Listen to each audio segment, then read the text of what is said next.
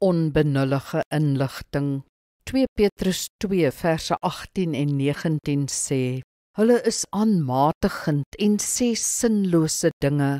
Met wellus en losbandigheid verlei hulle die mense wat pas vrygekom het uit die kring van die wat op dwaalweë verkeer. Hulle beloof vryheid aan hierdie mense, al is hulle self slawe van die verderf, want as iets jou in sy mag het, is jy sy slaaf. Tensy ons doelbewus nee sê, sal die gejaag, geraas en gemaal om ons ook in ons kom sit en skade doen aan liggaam, siel en gees. Ons moet radikaal besluit om anders te lewe, stadiger, stiller. Geestelike gewoontes sal daarmee help, as ook grense wat die volgende betref. Sosiale media.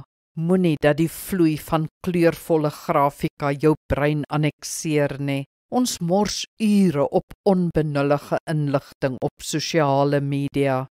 Boodskappe kyk. Moenie konstant na jou boodskappe kyk nie. Lees WhatsApp of e-pos boodskappe enkele kere op 'n dag. Dis genoeg. Mense sal jou wel oor dringende sake bel. Televisie. Soms kyk ons TV-programme wat werklik waardeloos is, of waarin ons nie eens belangstel nie, net om te kan afskakel. Nee, sit dit af en sit musiek aan, gaan doen een of ander belangstelling, iets beter.